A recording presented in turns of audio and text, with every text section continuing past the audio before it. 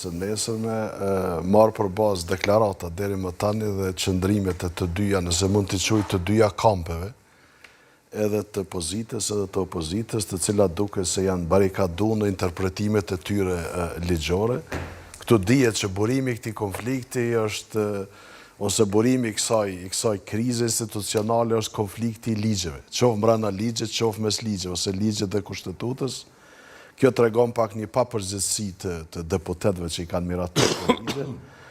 normalisht, dhe shto kësaj që letra e presidentës, normalisht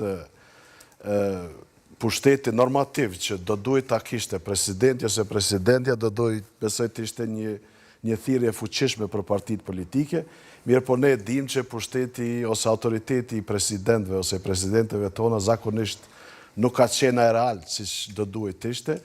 Marë për bazë ndikimin që ka fjala e presidentes tek partitë politike, besoj se nuk do t'i bëj partitë që t'i rishqyrtojnë pozicionet e tyre. Të dy këto kampe po e shfrytëzojnë njëri kamp ndoshta për ta bë koalicionin, për të siguruar numra, se siç duket nga seanca e djeshme, qeveria aktuale nuk i ka numrat e mjaftueshëm, bazë të asaj që u votu, ishte e paspjegueshme pse edhe disa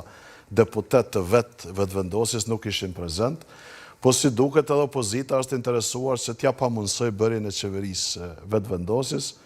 dhe besoj që në seancën e nesërme do t'jetë prapë një përsëritje e asaj. Këtë dorëheqje që e ka bë aktualisht kryeministri, sipas opozitës, tekstit i mungon baza ligjore,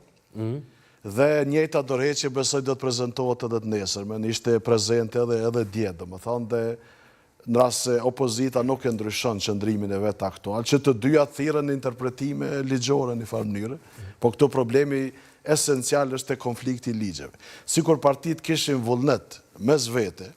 dhe të mos të ishin në shkallën e lartë polarizimit mes vete, besoj se shumë lehtë mund të dilen nga kjo krizë, me shpresë se legjislatura e ardhshme do të shqyrtonte këto konflikte të ligjeve dhe ta pamundësonte çdo krizë tjetër institucionale që mund përsëritet pastaj. Po Zhari, për pritjet e juaja pra për seancën e nesërme, konsiderojmë presni që bëhet një gjë e tillë dhe pyetja që ashtrohet të gjithëve, ligj apo inate mes subjekteve politike? Unë